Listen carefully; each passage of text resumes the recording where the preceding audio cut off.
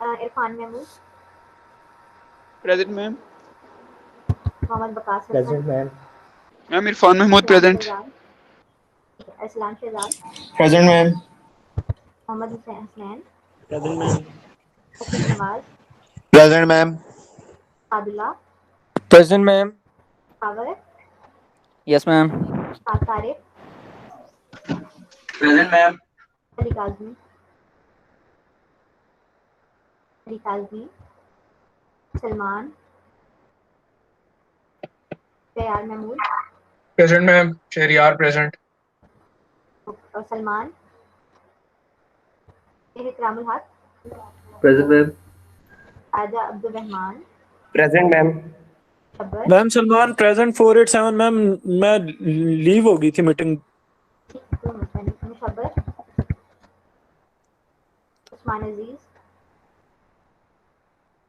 Ashif Changez, present ma'am. Mumtaz, present ma'am. Musab Ijaz, present ma'am. Asadullah, present ma'am. Usama Ali, present ma'am. Present Usama ma'am. Ali Ahmad, सादा उसामा नहीं, Usama Ali Ahmad, ma'am present. Mohammad Awais present ma'am. Khan, present ma'am. Haseeb Ahmad, Hamza Tahir, present ma'am. Haris, present. Asfan Jahangir, present ma'am. Ali Raza, present ma'am. Mohammad Usama, present ma'am. Ubaidullah, present ma'am. Raja Wais, Ahmad Nasir, ma'am ये हमारी class के नहीं है, इन्होंने new course उठाया। ठीक है, उजैर खालिद खान, मैम ये भी। Amini Mohammad Hamza Sheikh, Hamza Sheikh present ma'am. Ehtesham Khan, present ma'am. Sadullah, Sham, Syed Husam, present ma'am. Usman Kiyani, ma'am उसने कमेंट में लिखा हुआ है उसका, वो कह रहा माइक नहीं चल रहा मेरा। अपना कमेंट माइक देखें ठीक आप। करिए ना, ठीक है, अपना माइक ठीक करिए, ठीक है, today is the last warning, ठीक है, अपने माइक से देखें, इट्स बिन 2 वीक्स, तो अपने माइक से इशू रिजॉल्व करिए। अच्छा, आप लोगों के असाइनमेंट नहीं आई अभी तक?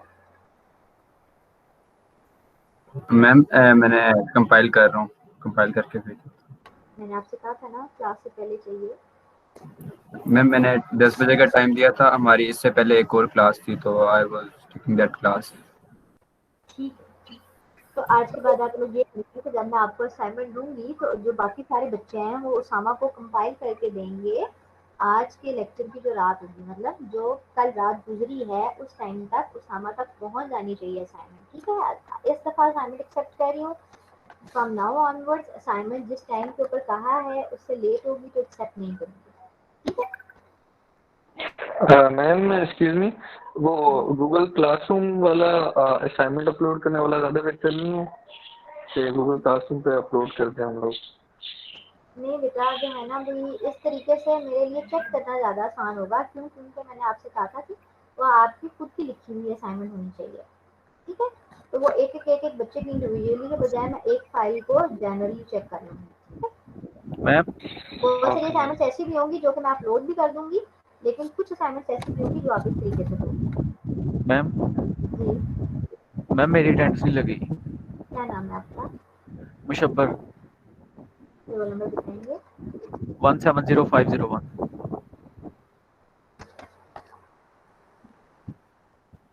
501। ठीक है, हम शुरू करते हैं आज कल जो हमने पढ़ा था। मैम एक्सक्यूज मी, जी मैम अटेंडेंस लगा दें काइंडली। बेटा, क्लास 10 में जी आपको ठीक है मैम। काफ़ी टाइम, ठीक है, नज़र आ रहा है? Yes ma'am. यस। तो जो हमने कल पढ़ा था, आज उसी कॉन्सेप्ट को हम आगे 2-3 और सिस्टम्स के ऊपर इम्प्लीमेंट करेंगे, ठीक है। और हम देखेंगे कि मैंने आपको कल एक पॉइंट छोड़ा था क्लास के एंड के ऊपर सोचने के लिए कि ये जो कंपोनेंट्स हैं क्या हम इनका कोई और कॉम्बिनेशन बना सकते हैं या नहीं बना सकते, और अगर बना सकते हैं तो किस तरीके से वर्क करेगा और उसमें उसका हमें क्या फ़ायदा होगा। तो हमने ये देखा कि एयर रेफ्रिजरेशन सिस्टम के अंदर सिर्फ और सिर्फ अभी तक हम क्या कर रहे हैं, हम कंपोनेंट्स के साथ प्ले कर रहे हैं, किसी में कंपोनेंट ऐड कर रहे हैं, किसी में सब्ट्रैक्ट कर रहे हैं, या एक्सक्यूज मी मैम, जी बेटा मैम आपकी आवाज़ बहुत स्लो आ रही है। शायद बोल स्लो।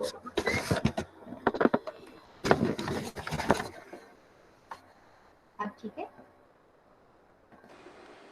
मैम अभी भी थोड़ी दूर है आपकी, थोड़ी दूर से आ रही है आवाज आपकी।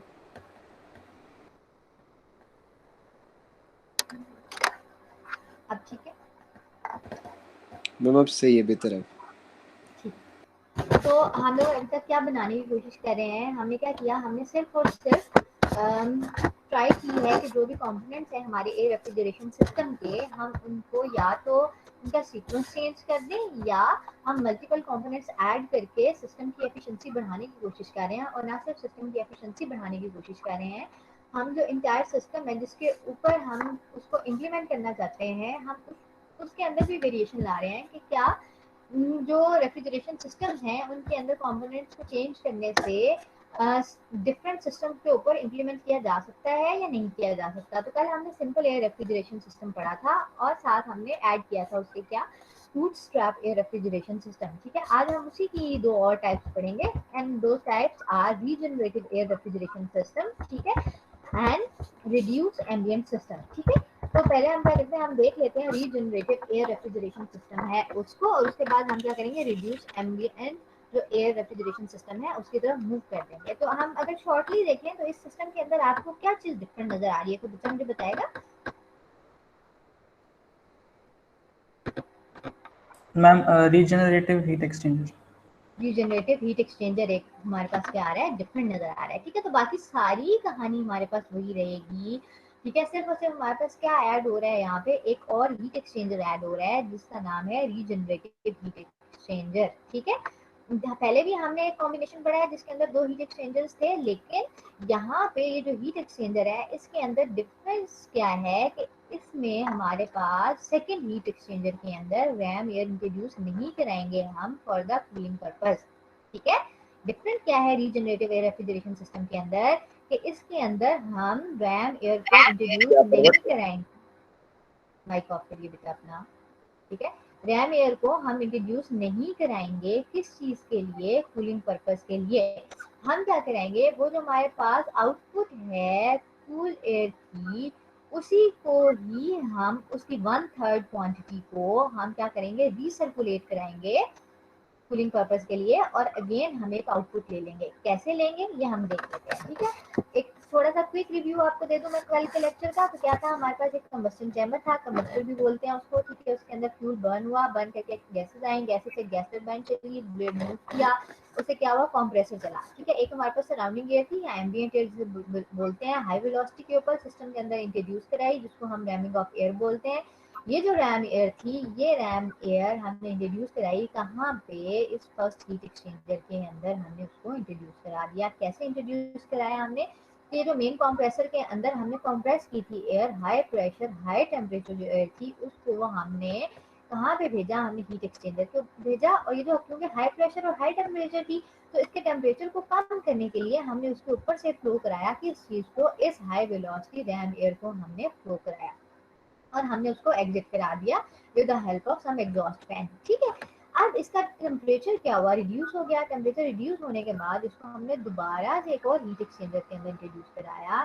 ठीक है, और उस हीट एक्सचेंजर के अंदर हमारे पास बेसिकली हो क्या रहा है, उस हीट एक्सचेंजर के अंदर हमारे पास हो रहा है कि दोबारा से हम उसको लेके जा रहे हैं कहाँ पे, ये जो एक कूलिंग टरबाइन है लगी हुई, इस कूलिंग टरबाइन के अंदर।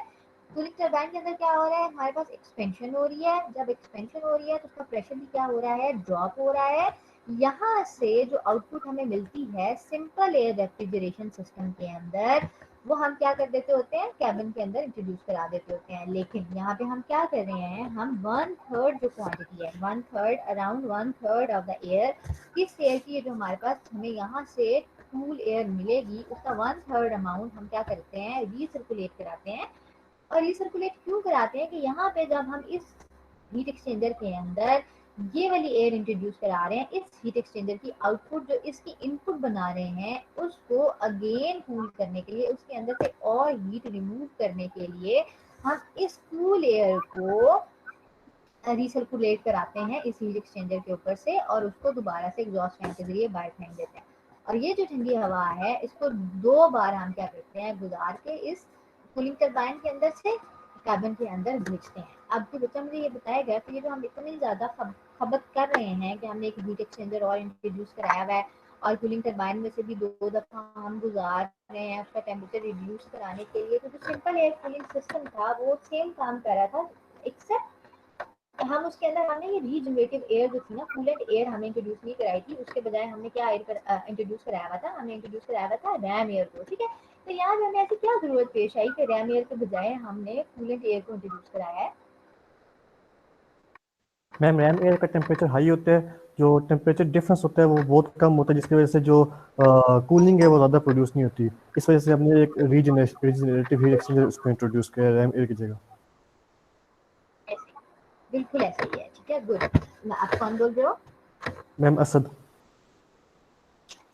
असद, असद जब हम मार्किंग करें होंगे तो मुझे याद कराइएगा कि वहाँ मैं आपको 0.5 मार्क्स एक्स्ट्रा दूंगी।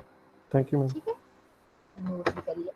ओके, ठीक है, तो बिल्कुल ऐसे ही है बेटा। क्लास पार्टिसिपेशन के जो मार्क्स हैं वो आपको मिलेंगे, जितने मार्क्स रखे हुए हैं क्लास बिहेवियर और पार्टिसिपेशन में, इसलिए पार्टिसिपेट किया करिए, पढ़ के आया करिए। ठीक है, अच्छा, तो हमारे पास बिल्कुल सही है आंसर कि ये जो सिस्टम है basically regenerative air refrigeration system, ये हम कहाँ पे लगाते हैं, जो हाई स्पीड हमारे पास जेट्स होते हैं उनके ऊपर लगाते हैं। और मैंने जैसे कि आपको पिछले लेक्चर के अंदर बताया था, क्योंकि जितना डिफरेंस ज़्यादा होगा टेम्परेचर के अंदर उतना ज़्यादा हमारे पास हीट ट्रांसफर ज़्यादा होगा, उतना ज़्यादा हम कूलिंग प्रोड्यूस करने का, रेफ्रिजरेशन प्रोड्यूस करने का मार्जिन ज़्यादा होता चला जाएगा।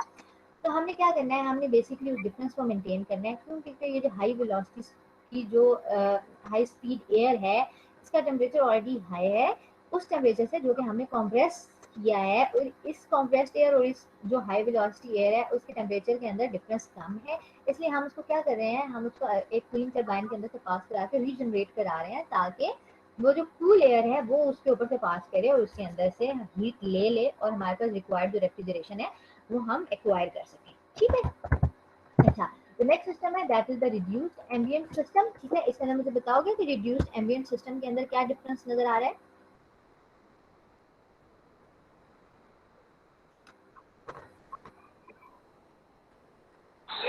मैम जैसे पिछले केस में हम लोग हीट एक्सचेंजर के अंदर अपने कैबिन से हीट लेके एयर लेके जा रहे थे, इसके अंदर हम लोग अपने रैम एयर के साथ ही सराउंडिंग एयर को भी इनपुट करा रहे हैं। कंपोनेंट एक्स्ट्रा नजर आ रहा है यहाँ पे? मैम इसमें एक और वो है एक्सपेंशन, वो है सरफेस है, जो कहना है बॉक्स है। मैम इसमें 2 कूलिंग टरबाइन लगे हुए हैं। यस मैम, ऐसे ही, 2 कूलिंग ठीक है, टरबाइन। इसके अंदर 2 कूलिंग टरबाइन लगी हुई हैं। ठीक है, तो अभी तक हम जो भी डिफरेंसेस देखते आ रहे हैं उसके अंदर, ठीक है, अपने नोट्स बनाने के लिए आप ये याद रख लीजिए कि रिड्यूस्ड एम्बिएंट एयर सिस्टम होता है, उसके अंदर हमारे पास 2 कूलिंग टरबाइन होती हैं। Rather than the 2 heat exchanger we use 2 cooling turbine, जो कि किसके साथ कनेक्टेड होती हैं, एक रिडक्शन गियर के साथ। ठीक है, एक रिडक्शन, ये दिस इज द, ठीक है, पिक्चर में लिखा हुआ, नोट कर लीजिए, इसे बेवल गियर भी बोलते हैं और रिडक्शन गियर भी बोलते हैं।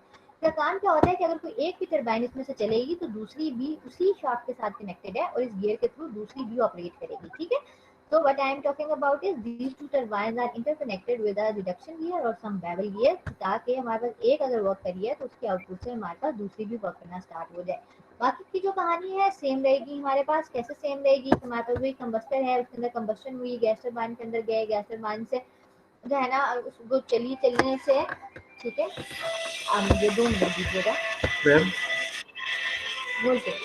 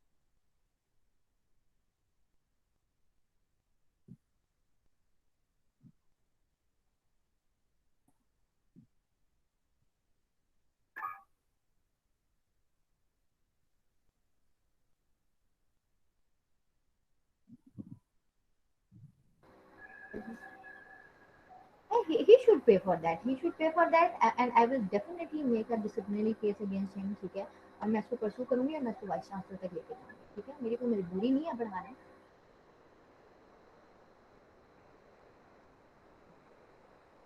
बिल्कुल ऐसे ही.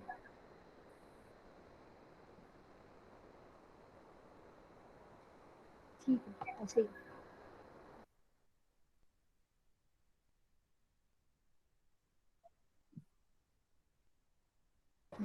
I'll definitely do it.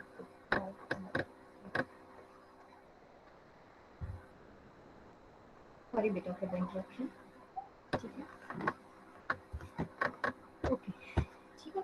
तो हमारे पास रिड्यूस्ड एम्बिएंट सिस्टम था. उसके अंदर हमारे पास क्या था कि हम जी आवाज आ रही है. मैम इसमें जो दो टर्बाइन्स है वो जी जी एक दूसरे से लिंक हैं, तो एक दूसरे का लोड जो है मतलब ये एक जो एक टर्बाइन का लोड दूसरे पे मतलब हो जाएगा ना, अगर एक काम सही से नहीं कर रहा तो दूसरा भी जो है उसकी वर्किंग स्लो हो जाएगी. नहीं ऐसे ही है बेटा, अगर एक काम सही नहीं करेगी तो दूसरा भी स्लो हो जाएगा, क्योंकि वो क्या है आपस में इंटरकनेक्टेड है. लेकिन जो मैकेनिकल सिस्टम्स होते हैं, बीइंग एन मैकेनिकल इंजीनियर, ठीक है, आप इस चीज़ से बहुत अच्छी तरह अवेयर होंगे कि जो मशीन के अंदर एरर आने के चांसेस होते हैं वो हमेशा होते हैं. ठीक है, if some system is going to give you let's say 70% efficiency over the span of 1 year. ठीक है, and there is a chance of error के किसी एक दिन 24 घंटे के लिए वो खराब हो सकता है. तो डेफिनेटली जो डिज़ाइनर्स हैं, जो मैकेनिकल इंजीनियर्स हैं, वो सिस्टम को लगाएंगे. क्यों? क्योंकि जो एरर आने के चांसेस हैं, जिसके अंदर दो टर्बाइन नहीं है उसके अंदर भी उतने ही हैं किसी कंपोनेंट के खराब होने के जितने इसके अंदर है. क्या कहते हो? Yes ma'am, yes. ऐसा है या नहीं है? ट्रू. ठीक है ना. तो सिस्टम के अंदर, किसी भी सिस्टम के अंदर ऐसा नहीं है कि सिर्फ और सिर्फ टरबाइन के अंदर कोई एरर आने की वजह से ये सिस्टम प्रॉपर्ली वर्क नहीं कर सकेगा. हो सकता है गैस टरबाइन्स के ब्लेड्स के ऊपर कोई मसला आ जाए, हो सकता है कंबस्टन के अंदर इग्निशन प्रॉपर्ली ना हो रही हो. ठीक है, हो सकता है कंप्रेसर के अंदर कोई प्रॉब्लम आ जाए. So if we are talking about some problem और some error in the system, then the probability of occurring any error will remain the same for any system. ठीक है. अच्छा, तो यहाँ पे हमारे पास क्या है कि दो कूलिंग टरबाइन्स हमने सिस्टम के अंदर लगाई हुई हैं. The one is the first cooling turbine and the other one is the second cooling turbine. ठीक है, बाकी सारी कहानी सेम है. सराउंडिंग एयर आएगी, ठीक है, मेन कंप्रेसर में आएगी, ठीक है, कंप्रेस होगी, उसको हीट एक्सचेंजर के अंदर ले जाएंगे. ठीक है, हीट एक्सचेंजर से क्या है, यहाँ पे हमारे पास ये जो रैम एयर है ना, इस रैम एयर को हम इंट्रोड्यूस करा रहे हैं पहले किसके अंदर, एक कूलिंग टरबाइन के अंदर. उसको एक्सटेंड करा रहे हैं, उसका टेम्परेचर कम कर रहे हैं, और कम करने के बाद उसको दोबारा हम हीट एक्सचेंजर के अंदर इंट्रोड्यूस करा रहे हैं. और रेस्ट ऑफ द साइकिल हमारे पास सेम है कि उसकी आउटपुट एक और कूलिंग टरबाइन के अंदर जा रही है और कैबिन के अंदर आ रही है. पिछले साइकिल के अंदर हमने क्या किया था, ये जो सराउंडिंग एयर है इसका टेम्परेचर कम करने के लिए हमने उसको इंट्रोड्यूस करा दिया रीजनरेटिव मेथड से एक और हीट एक्सचेंजर के अंदर. इस सिस्टम के अंदर हम क्या करने जा रहे हैं, हम एक कूलिंग टरबाइन इंट्रोड्यूस करा रहे हैं उस रैम एयर का टेम्परेचर कम कराने के लिए, ताकि उसको हम सर्कुलेट करा सकें. कहाँ पे? हीट एक्सचेंजर के अंदर सर्कुलेट करा सकें. समझ आ रही है बात? Yes ma'am. ठीक है, कोई कंफ्यूजन है? मैं रिपीट कर रही हूँ. ठीक है, इस सिस्टम के अंदर हमारे पास दो टरबाइन्स लगी हुई होती हैं. दो टरबाइन्स इस तरीके से, the first one is the first cooling turbine and the other one is the second cooling turbine. ठीक है, फर्स्ट कूलिंग टरबाइन का पर्पस क्या होता है कि जो सराउंडिंग के एयर है उसको वो कूल करेगी, और कूल करने के बाद कहाँ पे फेंकेगी, हीट एक्सचेंजर के अंदर, और फ्लो कराएगी उस एयर के ऊपर से जो कि कंप्रेस होके आ रही है कंप्रेसर में से. कंप्रेस होने के बाद जब वो कंप्रेसर में आई, इसके ऊपर से इस एयर का टेम्परेचर ऑलरेडी एक्सपेंशन की वजह से कम हुआ था, इसको हमने फ्लो करा दिया यहाँ इस हीट एक्सचेंजर के अंदर से, और इसकी आउटपुट हमने अगेन एक और कूलिंग टरबाइन को दी जो कि कनेक्टेड है इसके साथ एक रिडक्शन गियर या बेवल गियर के साथ, और वहां से उसकी एक्सपेंशन हुई, उसका टेम्परेचर ड्रॉप हुआ और उसको हमने इंट्रोड्यूस करा दिया कैबिन के अंदर. ठीक है. अच्छा, अब मुझे कोई बताएगा ये जो सिस्टम है ये सूटेबल किन सिस्टम्स के लिए होगा?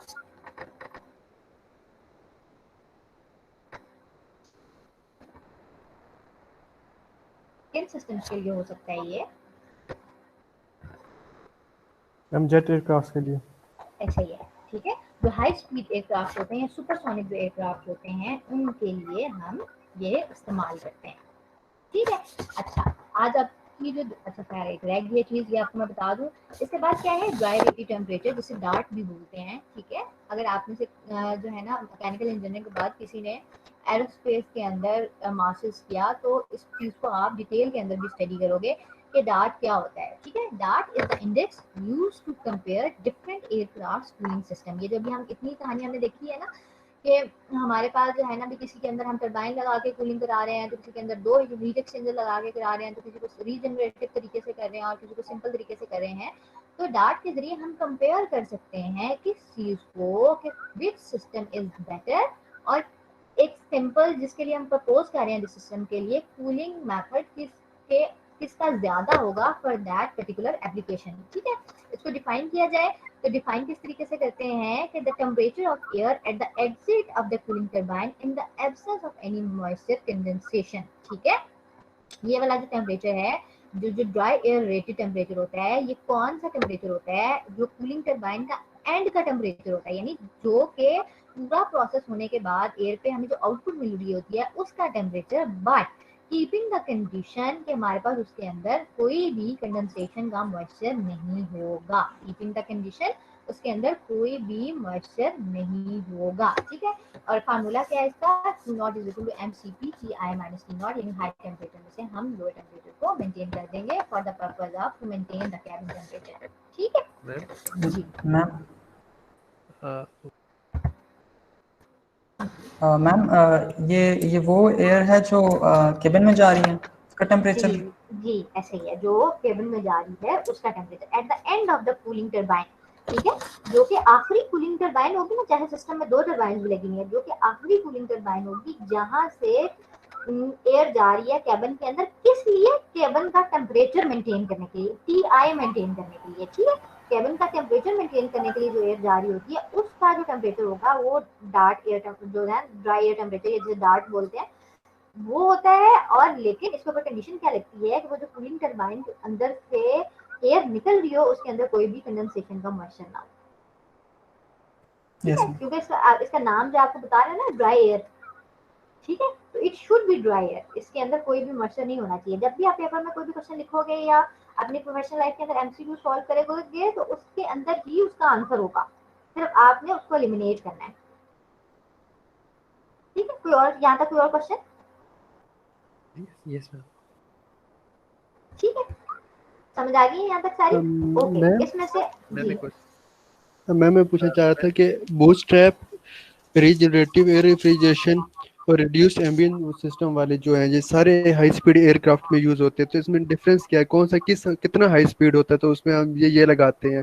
सारी जनरल मतलब हाई स्पीड में तो फर्क नहीं पता चल रहा, हालांकि तीनों डिफरेंट है। इसी के साथ एक और लिंक क्वेश्चन है कि what makes ambient refrigeration difference और what makes it suitable for the use of aviation. Sorry, आप can you repeat your question? Sir ma'am, ये जो एम्बिएंट रेफ्रिजरेशन है इसमें क्या चीज़ डिफरेंट है जो कि इसको सूटेबल बनाती है एविएशन के लिए, तो एयरक्राफ्ट के यूज के लिए? एम्बिएंट टेम्परेचर किस चीज का? मैम एम्बिएंट रेफ्रिजरेशन साइकिल जो आपने लास्ट वाला पढ़ाया ना, इसमें 2 टरबाइन यूज हो रहे हैं, तो इसमें क्या चीज है जो इसको सूटेबल बनाती है? किसके लिए? एयरक्राफ्ट की यूजिंग है बेटा, जो हम रेफ्रिजरेंट एयर यूज कर रहे हैं ना इसके अंदर, ठीक है, जिन जिन सिस्टम्स के अंदर एयर रेफ्रिजरेंट यूज होता है ना वो सूटेबल होते हैं आपकी एविएशन इंडस्ट्री के लिए। ठीक है, पहली चीज तो ये आप क्लियर कर लो। ठीक है, जहाँ तक बात आई दूसरी क्वेश्चन की, ठीक है, वो जो आप पिछला है कि बूटस्ट्रैप भी हाई स्पीड पे यूज हो रहा है। ठीक है, ये जो है अभी हमने पढ़ा है एम्बिएंट का जो है ये भी उसमें यूज हो रहा है। ठीक है, रीजनरेटिव भी यूज हो रहा है। तो बेटा इसके अंदर एक चीज देख लीजिए कि हम जब बात कर रहे हैं, अभी जो हमने अपना लास्ट सिस्टम पढ़ा है कि reduced air ambient refrigeration system है, उसके अंदर एक चीज क्या मेंशन थी, that aircraft should be supersonic. ठीक है, at a very very high speed. ठीक है, जो हमने सिंपल पढ़ा था दैट वाज ग्राउंड कूलिंग के लिए या लो हाइट्स के लिए। ठीक है, तो ये सारे सिस्टम है ये डिफाइन होंगे किस चीज के ऊपर, ठीक है, कि कितनी स्पीड के ऊपर कोई एयरक्राफ्ट मूव कर रहा है। ठीक है, for example if there is F-16 और कार्गो और पैसेंजर एयरक्राफ्ट, रॉकेट्स हैं या सुपरसोनिक्स हैं, ठीक है, कौन सी टाइप है और उसका मैक नंबर क्या है।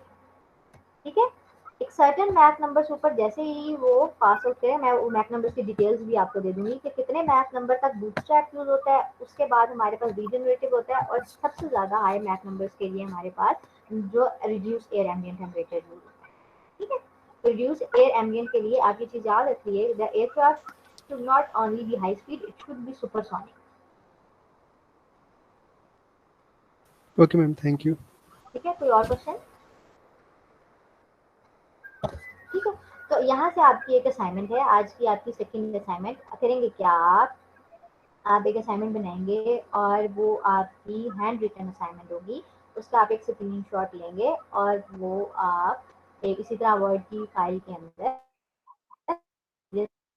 एक पेज के ऊपर आपने करना क्या है, उस एक पेज के ऊपर आपने करना है ये जो 4 सिस्टम हमने पढ़े हैं, तो कौन कौन से, simple air refrigeration system, bootstrap air refrigeration system, regenerative and reduced air ambient temperatures, इनकी जो पीएच और टीएस डायग्राम्स हैं वो आपने ड्रॉ करनी है। कैसे ड्रॉ करनी है, मैंने आपको जो एयर रेफ्रिजरेशन सिस्टम था उनकी टीएस और पीएच डायग्राम्स बताई थी। ठीक है, उनके अंदर क्या चेंजिंग्स आएंगी और किस तरीके से हम ड्रॉ करेंगे, साथ उसका सीओपी का फॉर्मूला हर एक का। ठीक है, बूटस्ट्रैप का सीओपी का फार्मूला क्या होगा, रीजनरेटिव का सीओपी का फार्मूला क्या होगा और रिड्यूस एम्बिएंट का सीओपी का फार्मूला क्या होगा। ये चीज आप जो है ना एक पेपर के ऊपर, ऐसे पेपर को 4 के अंदर डिवाइड करके उसके अंदर चारों सिस्टम हाथ से बना के, कोई उसके अंदर बेशक जो थ्योरी की डिटेल है वो आप ना दीजिए, जस्ट एक फार्मूला और वो इट्स फॉर योर प्रैक्टिस। ठीक है, ताकि आपको पता हो कि जो सिस्टम के अंदर कोई भी कंपोनेंट ऐड करने से उस कंपोनेंट की वर्किंग की बेस के ऊपर टीएस डायग्राम के अंदर क्या फर्क आता है। समझ आ रही है असाइनमेंट क्या दे रही हूँ? मैम सिर्फ टीएस डायग्राम बनानी? ठीक है, टीएस भी बना दीजिए, पीएच भी बना दीजिए। Ma'am TS and PV diagram? PV. ठीक है, ओके मैम। समझ आइए, दोबारा रिपीट करूं कि क्या असाइनमेंट है। मैम डेडलाइन नेक्स्ट फ्राइडे आ गई मैम। नहीं, मैम दोबारा रिपीट करने, आपकी आवाज चॉप हो रही थी बीच में। ठीक है, मैं दोबारा रिपीट करें, deadline will be the next Wednesday. ठीक है, आपने करना क्या है, एक पेपर लेना है, एक सादा कागज लेना है, उस कागज को आपने 4 हिस्सों में डिवाइड करना है।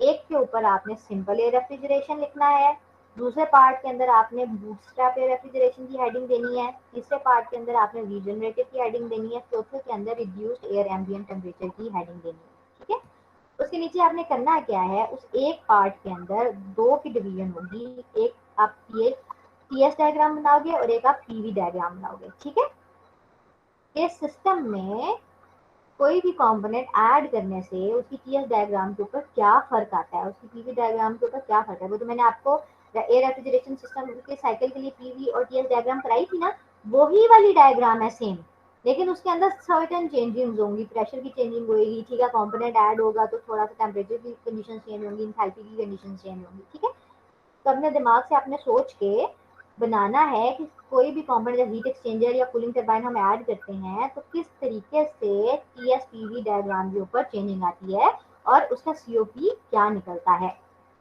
ठीक है, एक सिंपल पेज के ऊपर आपने 4 सिस्टम्स की पीवी और TS diagram with their respective COP formula आपने हाथ से बनाना है फॉर योर प्रैक्टिस, और वो आपने उसका स्क्रीनशॉट लेके आपने इसी तरह वर्ड के डॉक्यूमेंट के अंदर मुझे दे देना। समझ आइए?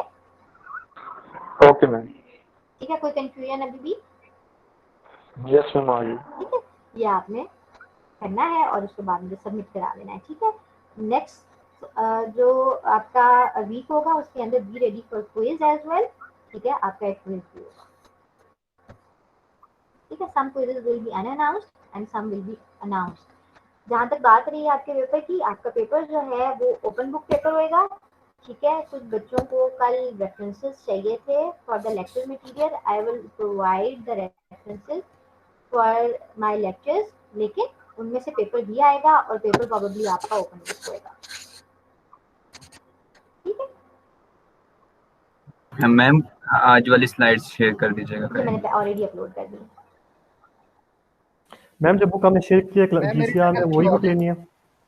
नहीं, ठीक है, that is the reference book. ठीक है, मैंने आपको जब शुरू में स्लाइड दी थी उसके ऊपर 2 और बुक्स भी मेंशन है। You can go to the library, you can issue them. ठीक है, आप उनको इशू करा के और आप उनको एज अ रेफरेंस स्टडी कर सकते हो। ठीक है, जहाँ तक बात रही पेपर की, तो पेपर में आपको कोई एक हार्ड फॉर्म की बुक अलाउ होगी। वो आप कोई भी हार्ड फॉर्म, कोई भी बुक रेफ्रिजरेशन और एयर कंडीशनिंग की लेके आ सकते हैं फॉर योर रेफरेंस, और पेपर जो है वो आपका ओपन बुक होगा। ठीक है, there will be no allowing of internet, but 1 hard form के अंदर बुक आपको अलाउ होगी। Excuse me ma'am, notes allow होंगे कि सिर्फ बुक अलाउ? बुक अलाउ होगी आप, और बेशक बुक नोट्स भी ले लियो। ओके, नोट्स भी अलाउ होंगे। ठीक है, और नोट्स में ये स्लाइड्स, ठीक है, लेक्चर मटेरियल्स की बात कर रहे हैं हम।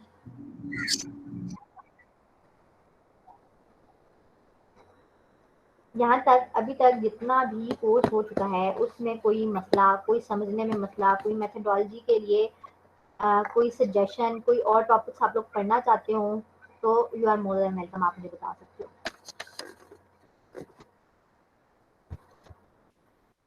मैम एक चीज पूछनी थी कि पेपर जो है किस टाइप का होगा, मतलब थियोरेटिकल, न्यूमेरिकल या मिक्स मैथ्स? और मैम एक मिक्स सिंगल बुक मैथ है होगा, मतलब और पेपर जब मैं इंशाल्लाह बनाऊंगी तो हम उसको थोड़ा बहुत देख भी लेंगे फिर उसके अंदर क्या क्या आ सकता है। और मैम ओके। कोई मेन बुक है जिसमें मतलब एक बुक हम कोई फॉलो करें या हम बाय कर लें एटलीस्ट? मैं पूछना चाह रहा तो क्या करना है उस मेन बुक को? मैम काइंडली कोई एक मेजर बुक तो बता रहा दें जिसमें सब कुछ मिल जाए। 4 बुक तो नहीं ले सकते ना। बेटा स्टॉकर की book is the best.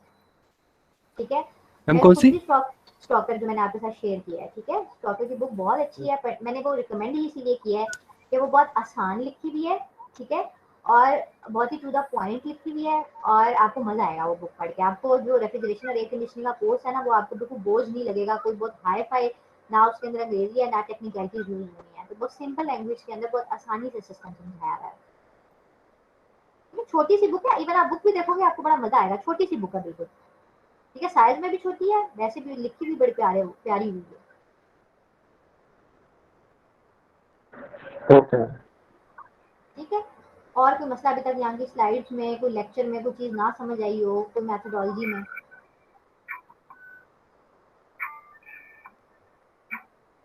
No ma'am, समझ आ गया। ठीक है, आप लोग जो है ना जो जो टॉपिक्स पढ़ाए जा रहे हैं उनके साथ के न्यूमेरिकल्स भी करना चाहते हैं? Yes ma'am. ओके, ठीक है, कुछ जो क्वेश्चन हैं वो मैं आपको प्रोवाइड कर दूंगी, और कुछ जो फार्मूलाज और सर्टेन क्वेश्चन है न्यूमेरिकल जैसे सिस्टम डिजाइन किया जाता है वो हम कुछ क्लास में भी कर लिया करेंगे। ठीक है, that's all from my side for today's class. Next के अंदर हम इंशाल्लाह जो वेपर कॉम्प्रेशन साइकिल है जो ऑलरेडी हम पढ़ चुके हैं, हम उसको एक सिंपल 5 मिनट्स के अंदर रिवीजन देंगे और वेपर एब्जॉर्प्शन साइकिल करेंगे हम। ठीक है, जो कोर्स आउटलाइन और ब्रेकडाउन है वो भी मैंने आपके GCR के ऊपर शेयर कर दिया आज। मैम काइंडली अटेंडेंस लगा दें मेरी। एक सेकंड, वाली बात सुनो।